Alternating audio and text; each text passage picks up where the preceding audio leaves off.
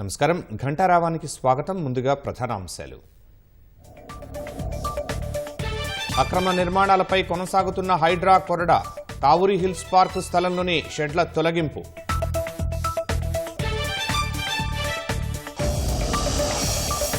ఫిరాయింపు ఎమ్మెల్యేలు, assembly కార్యదర్శికి high court నోటీసులు. KA Paul పిటిషన్పై కౌంటర్ దాఖలు చేయాలని ఆదేశం.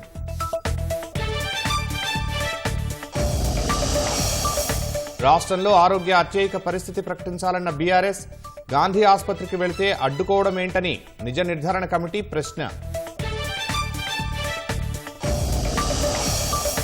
తిరుమలలో సంప్రోక్షణతో దోషాలు తొలగిపోయాయన్న టీటీడీ, శ్రీవారి ప్రసాదాలపై ఎలాంటి అనుమానాలు అక్కర్లేదని వెల్లడి. అమెరికా టెక్ కంపెనీలు భారత్ అభివృద్ధిలో భాగం కావాలన్న ప్రధాని, ఏఐ, సెమీకండక్టర్ రంగాల్లో మరిన్ని పెట్టుబడులు పెట్టాలని ఆహ్వానం. చైల్డ్ పోర్నోగ్రఫీపై మద్రాస్ హైకోర్టు తీర్పును కొట్టేసిన సుప్రీం, వీడియోలు చూడటం, నిల్వ చేయటం నేరమేనని స్పష్టీకరణ.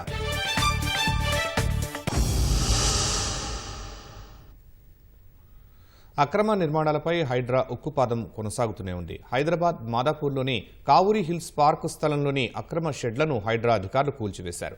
కావూరి హిల్స్ పార్కు స్థలంలో స్పోర్ట్స్ అకాడమీ ఏర్పాటు చేశారంటూ కావూరి హిల్స్ అసోసియేషన్ హైడ్రాకు ఫిర్యాదు చేసింది. ఈ ఫిర్యాదుతో రంగంలోకి దిగిన అధికారులు అక్రమ షెడ్లను నేలమట్టం చేశారు. ఆ స్థలంలో కావూరి హిల్స్ పార్కు పేరిట బోర్డు ఏర్పాటు చేశారు. అయితే పార్కు స్థలాన్ని 25 ఏళ్లు లీజుకు తీసుకున్నట్లు కోర్టు నుంచి స్టే తెచ్చుకున్నామని స్పోర్ట్స్ అకాడమీ నిర్వాహకులు తెలిపారు. గడువు తీరకముందే అన్యాయంగా నిర్మాణాలు తొలగించారని ఆగ్రహం వ్యక్తం చేశారు. అటు నకిలీ డాక్యుమెంట్లతో స్పోర్ట్స్ అకాడమీ నిర్వహిస్తున్నారని, కనీసం అసోసియేషన్ వారిని స్పోర్ట్స్కి అనుమతించడం లేదని కావూరి హిల్స్ అసోసియేషన్ సభ్యులు ఆరోపించారు. కావూరి హిల్స్లో కూల్చివేతలపై స్పందించిన హైడ్రా కమిషనర్ రంగనాథ్, కోర్టు ఆదేశాలతోనే చర్యలు తీసుకున్నామని ఓ ప్రకటనలో తెలిపారు. అసోసియేషన్ వాళ్ళు పార్క్ అని క్రియేట్ చేయగానే వీళ్ళు కూడా పార్క్ అని చెప్పేసి తీసుకొని వచ్చారు. మరి పార్క్ అన్నప్పుడు జిహెచ్ఎంసీ పోర్టల్లో ప్లే గ్రౌండ్ అని చెప్పేసి ఎలా రెంట్స్ కలెక్ట్ చేశారు మా దగ్గర. మేము ఇక్కడ నుంచి ఆల్ ఇండియా వైడ్గా మేము స్టూడెంట్స్ని జనరేట్ చేసాము. ఇప్పుడు ప్రజెంట్ ఆల్ ఇండియా నెంబర్ 2 ర్యాంకింగ్లో ఒక అమ్మాయి రిప్రజెంట్ చేస్తుంది. సిన్స్ 25 ఇయర్స్ ఇది ప్లే గ్రౌండ్ గానే ఉంది. ఇది ఇప్పుడు వీళ్ళు వచ్చి పార్క్ అని చెప్పేసి కాలనీ అసోసియేషన్ అంతా డిస్ట్రాయ్ చేయడానికి చేస్తుంది తప్ప, చేంజింగ్ ఒక రూమ్ కట్టించామండి. పిల్లలు ప్లేయర్స్ వచ్చి చేంజ్ చేసుకోవడానికి రూమ్ అయిన ఉండాలి కదా, వాష్రూమ్స్ కూడా ఉండాలి కదా. దానికి అవన్నీ చేయడానికి ఏంటి అసలు ఇది పార్క్ అని చెప్పేసి ఎక్కడుంది అసలు? కోర్టులో ఆల్రెడీ కంటెంప్ట్ ఆఫ్ ది కోర్టులో ఆల్రెడీ వేసాం మేము. ఇది పార్క్ కాదు, ఇది ఎప్పటి నుంచో 25 ఇయర్స్ నుంచి ప్లే గ్రౌండ్ గానే ఉంది అని చెప్పేసి. అసోసియేషన్ వాళ్ళ మాటలు విని వీళ్ళు జిహెచ్ఎంసీ వాళ్ళు పొల్యూట్ అయ్యి వాళ్ళు మర్జ్ అయ్యి కావాలని చేస్తున్నారు సార్. దీంట్లో ఇంకో మెయిన్ పర్సన్ కావూరి డెవలపర్స్ అని చెప్పేసి కావూరి రవి ఉన్నారు సార్.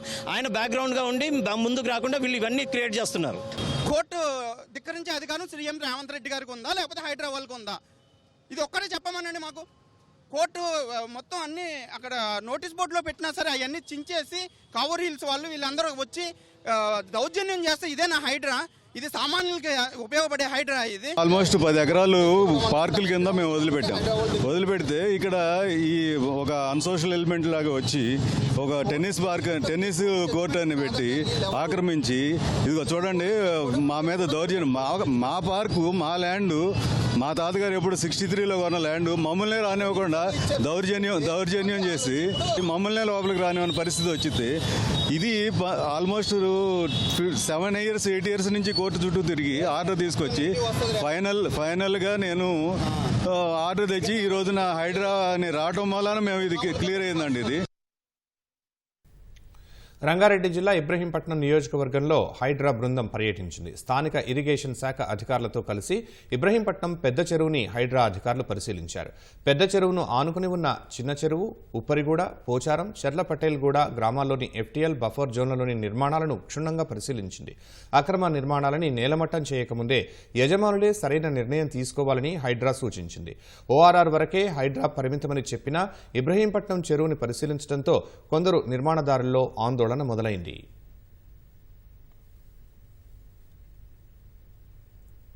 ప్రజల దృష్టి మళ్లించేందుకే అమృత్ పథకంపై కాంగ్రెస్ బీఆర్ఎస్లు డ్రామాలాడుతున్నాయని కేంద్ర హోంశాఖ సహాయ మంత్రి బండి సంజయ్ విమర్శించారు.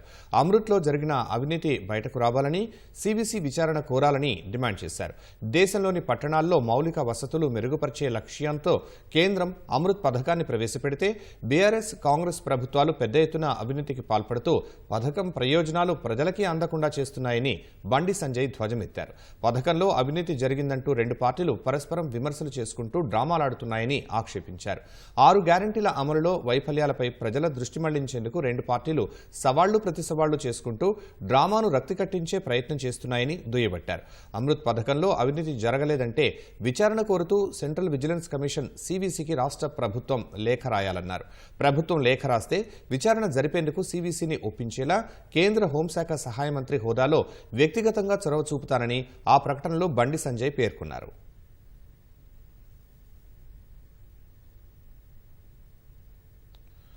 కాంగ్రెస్ ప్రభుత్వానికి కూల్చటమే తప్ప పూడ్చటం రాదంటూ సాగర్ కాలువ గండి విషయంలో మాజీ మంత్రి హరీష్ రావు విమర్శించారు. కృష్ణాలో నీళ్లున్నా సాగర్ గండి పూడ్చకపోవడం వల్ల ఖమ్మం జిల్లాలో పంటలు ఎండిపోతున్నాయని ఆందోళన వ్యక్తం చేశారు. జిల్లాలో 3 మంత్రులు ఉన్నా గండి పూడ్చడానికి 22 రోజులు పడుతుందా అని ప్రశ్నించారు. తెలంగాణ భవన్లో ఖమ్మం జిల్లా నేతలతో కలిసి మాట్లాడిన హరీష్ రావు వరదల్లో పంట నష్టపోయిన రైతులతో సమానంగా పంట ఎండిపోయిన రైతులకు పరిహారం చెల్లించాలని డిమాండ్ చేశారు. ఇప్పటికైనా సాగర్ కాలువ గండి పూడ్చి రైతులకు నీళ్లు ఇవ్వాలని హరీష్ రావు ప్రభుత్వానికి విజ్ఞప్తి చేశారు. ఈ ప్రభుత్వానికి కూల్చివేతలు తెలుసు తప్ప పూడ్చివేతలు రావు. హైడ్రా పేరు మీద పెద్ద డ్రామా నడుపుతున్నారు. ఇక్కడ కూల్చివేతల పేరు మీద పేదవాళ్ళ ఉసురు పోసుకుంటున్నారు. అరే లక్షల మంది రైతులు అక్కడ నీళ్లు ఎప్పుడు వస్తాయని కళ్ళల్లో వత్తులేసుకొని సాగర్ నీళ్ల కోసం ఎదురు చూస్తుంటే గా రైతులకు నీళ్లు ఇవ్వడం చేత కాదా? మీ ప్రాధాన్యత ఏంది అని అడుగుతున్నా. పేదల ఇల్లు కూలగొట్టడం మీ ప్రాధాన్యతనా? లక్షల ఎకరాల్లో పంట ఎండిపోతుంటే ఆ మరమ్మత్తు చేసి రైతులకు సాగు నీరు అందించడం మీ ప్రాధాన్యతనా అని నేను అడుగుతా ఉన్నా.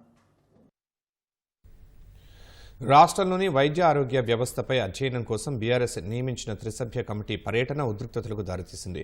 సికింద్రాబాద్ గాంధీ ఆసుపత్రికి వెళ్లేందుకు సభ్యులు యత్నించడంతో పోలీసులు అరెస్ట్ చేశారు. బీఆర్ఎస్ నేతలు గాంధీ ఆసుపత్రికి వస్తున్నారన్న సమాచారంతో ముందస్తుగా భద్రతను పెంచిన పోలీసులు నేతల్ని గేట్ ముందే అరెస్టు చేశారు. అనంతరం తెలంగాణ భవన్లో మాట్లాడిన త్రిసభ్య కమిటీ సభ్యులు రాష్ట్రంలో తక్షణమే ఆరోగ్య అత్యయిక పరిస్థితి ప్రకటించాలని డిమాండ్ చేశారు.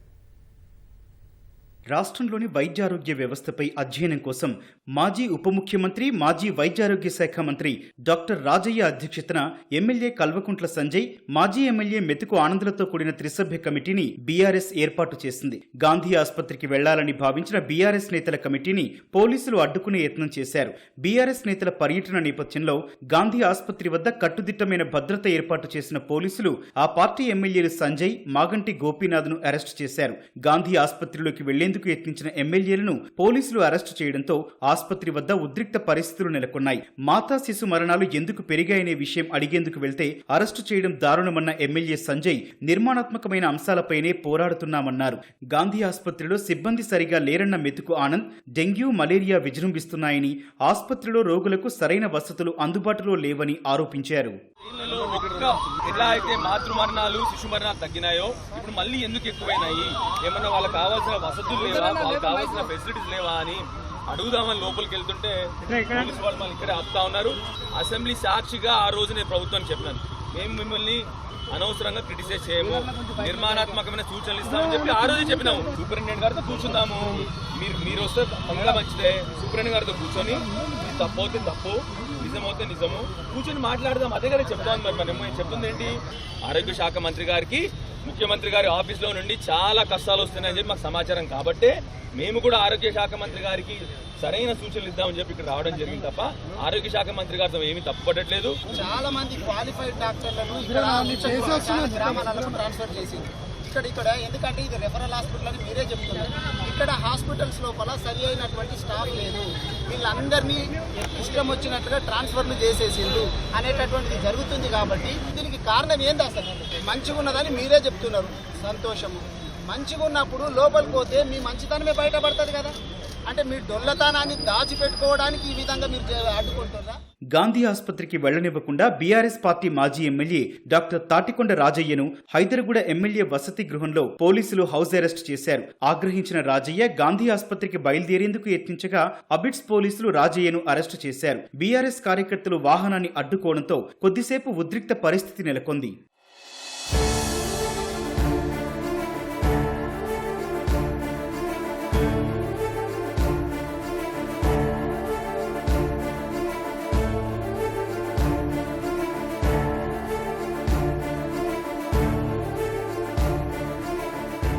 అనంతరం తెలంగాణ భవన్లో మాట్లాడిన త్రిసభ్య కమిటీ సభ్యులు సర్కారు తీరుపై విమర్శలు చేశారు. గాంధీ ఆసుపత్రిలో పరిశీలనకు వెళ్తే అడ్డుకున్నారన్న మాజీ ఎమ్మెల్యే తాటికొండ రాజయ్య ఇందిరమ్మ రాజ్యంలో ఏ అంశంపైనా సర్కారుకి అవగాహన లేదని విమర్శలు గుప్పించారు. శుభ్రతా లోపం వల్లనే రాష్ట్రంలో రోగాలు విజృంభిస్తున్నాయన్నారు. దోమలు డైరెక్ట్ గా అటాక్ చేస్తాయి. అదేవిధంగా ఈగలేమో మనం తింటున్న ఆహార పదార్థాల మీద వాళ్ళు ఆ రకంగా జబ్బులు వచ్చడానికి అవకాశం ఉంటాయి. అంటే కాంగ్రెస్ ప్రభుత్వం ఈగలను దోమలను కంట్రోల్ చేయడంలో వైఫల్యం అవుతా ఉన్నది. ఈ రెండింటి వల్లనే శుభ్రత లోపము, అదేవిధంగా నీటి నిల్వలు, వాటి వల్ల మాత్రమే జబ్బులను వచ్చడానికి అవకాశం ఉంటుంది. సరి అయిన ప్రణాళిక లేకపోవడం వల్ల, సరి అయిన నిధులు లేకపోవడం వల్ల, అదే సమీక్షలు లేకపోవడం వల్ల ఈరోజు మొత్తము తెలంగాణ మొత్తంలో ప్రత్యేకంగా ప్రభుత్వ ఆసుపత్రులు పూర్తిగా మరి సరి అయిన సిబ్బంది లేకపోవడం వల్ల, సరి అయిన మందులు లేకపోవడం వల్ల, అదేవిధంగా sub staff paramedical staff correct nursing వాళ్ళు కూడా సరిగా లేకపోవడం వల్ల ఈరోజు ఎక్కడ చూసినా కూడా మరి డెంగ్యూ జ్వరాలు, ప్రత్యేకంగా విష జ్వరాలు, వైరల్ ఫీవర్స్ ఇవన్నీ కూడా జరుగుతూ ఉన్నాయి. దీనికి తోడుగా నిర్లక్ష్యం కూడా కనిపిస్తూ ఉన్నది. ఈరోజు ఇందిరమ్మ రాజ్యం అంటే అరెస్టుల పర్వం, నిరంకుశ పాలన, ఏ ఒక్క దాని మీద కూడా అవగాహన లేక, విద్య మీద అవగాహన లేదు, వైద్యం మీద అవగాహన లేదు, అభివృద్ధి మీద అవగాహన లేదు, సామాజిక బాధ్యత మీద అవగాహన లేదు. ఈరోజు గుడ్డెద్దు చేన్ల పడ్డట్టు మరి ఈరోజు రేవంత్ రెడ్డి పాలన జరుగుతుంది. బీఆర్ఎస్ నిజ నిర్ధారణ కమిటీ సభ్యులను అడ్డుకోవడంపై ఆ పార్టీ కార్యనిర్వాహక అధ్యక్షుడు కేటీఆర్ ఆగ్రహం వ్యక్తం చేశారు. రాష్ట్రంలోని వైద్యారోగ్య పరిస్థితి అధ్యయనానికి నిపుణులైన 3 వైద్యులతో నిజ నిర్ధారణ కమిటీ వేశామని, గాంధీ ఆసుపత్రికి కమిటీని వెళ్లకుండా ఎందుకు అడ్డుకుంటున్నారంటూ ప్రశ్నించారు. వాస్తవ పరిస్థితిని బయటకు తీసుకొచ్చే వరకు పోరాటం ఆగదని కేటీఆర్ స్పష్టం చేశారు.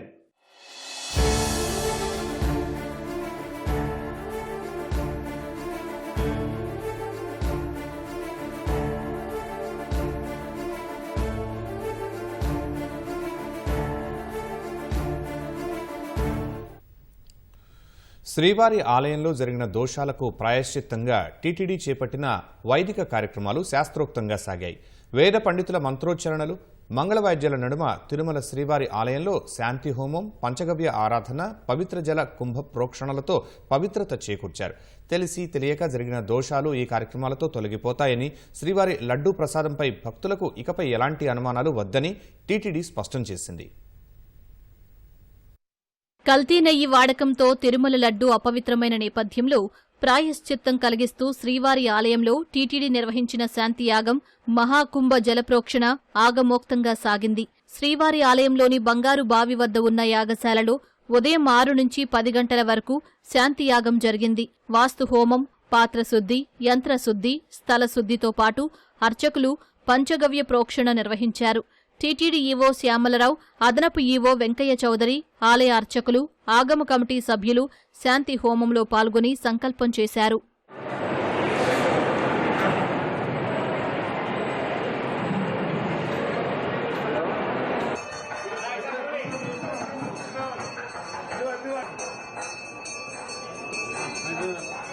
లడ్డూ అపవిత్రమైన నేపథ్యంలో భక్తుల్లో విశ్వాసం నింపేందుకు శాంతి హోమం, వాస్తు హోమం చేసిన అర్చక స్వాములు శ్రీవారి పోటుతో పాటు నెయ్యి వాడకం జరిగిన అన్ని చోట్ల ప్రోక్షణ నిర్వహించారు. ప్రాయశ్చిత్త పూజల తర్వాత నవధాన్యాలు, హోమ దినుసులు హోమంలో వేసి పూర్ణాహుతి గావించారు. అనంతరం కుంభ ప్రోక్షణ నిర్వహించారు. శ్రీవారి ఆలయంలోని ఉప ఆలయాలు, లడ్డూ పోటు, బూందీ పోటు, అన్నప్రసాదాల పోటు ప్రాంతాల్లో పవిత్ర జలాలతో కుంభ ప్రోక్షణ చేశారు. అనంతరం 4 మాడ వీధులు, వరాహస్వామి, బేడి ఆంజనేయస్వామి, శ్రీకృష్ణస్వామి ఆలయాలతో పాటు వైఖానస అర్చక ఆలయంలో కుంభ ప్రోక్షణ చేశారు.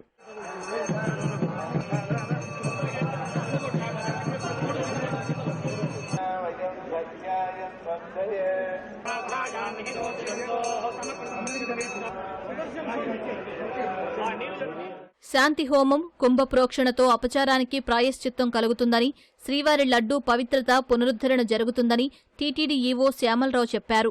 విశ్వక్సేన ఆరాధన, పుణ్యాహవచానం, వాస్తు హోమం, కుంభ ప్రతిష్ఠ, పంచగవ్య ఆరాధనలతో ఇక నుంచి లడ్డూ ప్రసాదాలు, నైవేద్యాలకు ఎలాంటి దోషాలు ఉండవని ఆలయ ప్రధాన అర్చకులు వేణుగోపాల దీక్షితులు స్పష్టం చేశారు. శ్రీవారి దేవాలయంలో జరిగిన దోషాలకు ప్రాయశ్చిత్తంగా ఈరోజు దేవాలయంలో శాంతి హోమం చేయడం జరుగుతుంది. వివిధ ప్రాంతాల్లో ప్రోక్షణ కార్యక్రమం ఇప్పుడు చేస్తున్నాము. ఈరోజు శ్రీవారి ఆలయంలో ఈ యొక్క లడ్డూలో నెయ్యిలో కొంచెం కల్తీ ఉందని, ఆ కల్తీని ఇటీవల మనం గుర్తించినందువల్ల ఆ కల్తీ యొక్క దోషాలు స్వామివారికి ప్రసాదాల నైవేద్యం తయారు చేసి మనం సమర్పించున్నాం కాబట్టి ఆ యొక్క దోషాలన్నీ పోవడానికి పవిత్రోత్సవాలతో ఆ దోషాలన్నీ పోయినాయి.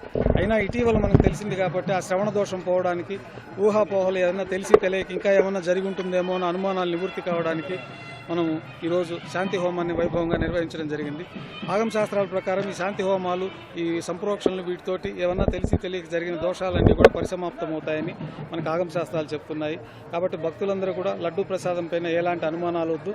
పవిత్రోత్సవం దగ్గర ముందు నుంచి మనకి మంచి నెయ్యితోటి లడ్డూలన్నీ కల్తీ లేకుండా తయారు చేస్తున్నట్టు మనకు తెలుస్తున్నది. కాబట్టి భక్తులందరూ కూడా ఎలాంటి ఆందోళన చెందకుండా స్వామివారి దర్శనం చేసుకుని స్వామివారిని యథావిధిగా ప్రసాదం స్వీకరించి వారి యొక్క పరిపూర్ణ అనుగ్రహాన్ని పొందగోరుతారని కోరుకుంటూ, పాలనాపరంగా ఇప్పటికే నాణ్యమైన నెయ్యి కొనుగోలు చేస్తున్న టీటీడీ వైదిక పరంగా శాంతి హోమం, పంచగవ్య ఆరాధన, కుంభ ప్రోక్షణలు చేపట్టి స్వామివారి ప్రసాదంపై భక్తుల్లో తిరిగి విశ్వాసం కల్పించింది.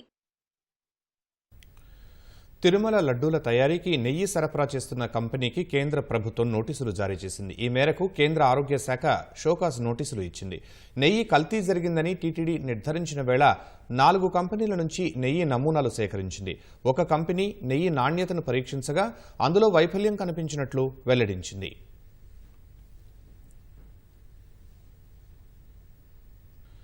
భారత్ అభివృద్ధి చరిత్రలో భాగం కావాలని అగ్రశ్రేణి అమెరికా టెక్ కంపెనీలను ప్రధాని నరేంద్ర మోదీ కోరారు.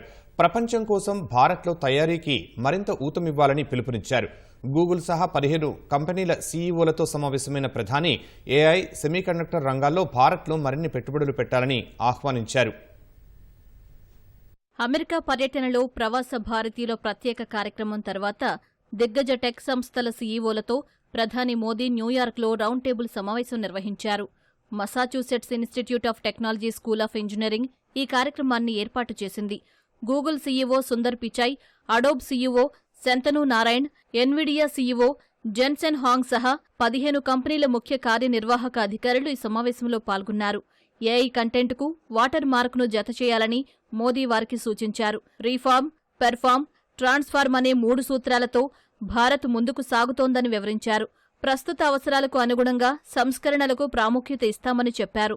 ప్రస్తుతం ప్రపంచంలోనే 5వ అతిపెద్ద ఆర్థిక వ్యవస్థగా ఉన్న భారత్ తన పదవీ కాలంలోనే 3వ అతిపెద్ద ఆర్థిక వ్యవస్థగా అవతరిస్తుందని ధీమా వ్యక్తం చేశారు. భారత్లో పెట్టుబడులకు ఉన్న అవకాశాలను అందిపుచ్చుకోవాలని మోదీ కోరారు. ఈ మేరకు పరిశ్రమలతో కలిసి తమ ప్రభుత్వం పనిచేస్తున్నట్లు చెప్పారు. चिप की और सेमीकंडक्टर की दुनिया में हम जो पॉलिसी लाए हैं उसको बहुत ही स्वागत हो रहा है. करीब करीब सभी इस क्षेत्र के लोग भारत में आने की दिशा में आकर्षित हो रहे हैं और उसके लिए जो बेसिक नीड्स की जरूरत है उसमें हम पूरी तरह तैयार हैं. सेमीकंडक्टर में हम $15 बिलियन का एडिशनल इन्वेस्टमेंट करने की दिशा में हम आगे बढ़ रहे हैं. दुनिया भर से भी जैसा मैंने कहा इन्वेस्टमेंट आ रहा है. भारत का प्राइवेट सेक्टर भी इन दिनों में काफी इस मात्रा में निवेश कर रहा है. भारत के पास global semiconductor ecosystem supply chain में एक रिलायबल और क्रेडिबल पार्टनर बनने की पूरी क्षमता है. आज हमारा इलेक्ट्रॉनिक सेक्टर $150 बिलियन से ज्यादा का है. हमारा लक्ष्य इसे 2030 में $500 बिलियन तक ले जाने का है ताकि इस सेक्टर में 6 मिलियन नई जॉब्स की हम आपूर्ति कर सकते हैं. इन लक्ष्यों को पाने के लिए हम इंडस्ट्री के साथ जितना ज्यादा सहयोग बढ़ सकता है हम उसके लिए तैयार हैं और मेरी सिस्टम को भी प्रोएक्टिव करने की दिशा में मैं सफल रहा हूं। భారత ప్రజలకు మరింత సేవ చేయాలని ప్రధాని మోదీ తప్పిస్తున్నారని రౌండ్ టేబుల్ సమావేశం ముగిసిన తర్వాత గూగుల్ సీఈఓ సుందర్ పిచాయ్ చెప్పారు. ఆర్టిఫిషియల్ ఇంటెలిజెన్స్ ద్వారా భారత్కు మేలు చేసే అంశంపై మోదీ దృష్టి సారించారని వివరించారు. ఈ విషయంలో భారత ప్రభుత్వంతో మరింతగా కలిసి పనిచేస్తామని సుందర్ చెప్పారు. The Prime Minister has been focused on transforming India with his Digital India vision. He pushed us to continue making in India, designing in India. We are proud to now make our Pixel phones manufactured in India. He is really thinking about how AI can transform India in a way that benefits the people of India. He challenged us to think about applications in healthcare, education, agriculture, and he's also thinking about the infrastructure of India, be it data centers, power, energy, and investing to make sure India can transition. And we are proud to be partnering with India. We are robustly investing in AI in India, and we look forward to doing more. 21వ శతాబ్దపు సాంకేతిక యుగంలో భారత్ ముందుండాలని ప్రధాని మోదీ భావిస్తున్నట్లు Biogen CEO Chris Viehbacher, Nvidia CEO Jensen Huang చెప్పారు. ఈ మేరకు తమ వంతు సహకారం అందిస్తామని వివరించారు.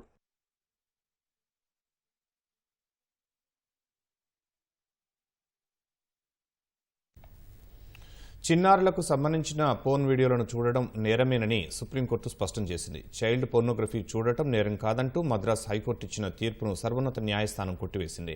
హైకోర్టు ఘోర తప్పిదానికి పాల్పడినట్లు సుప్రీంకోర్టు తేల్చి చెప్పింది. పోక్సో చట్టంలో చైల్డ్ పోర్నోగ్రఫీకి సంబంధించిన పరిభాషను మార్చాలని పార్లమెంటుకు సూచించింది.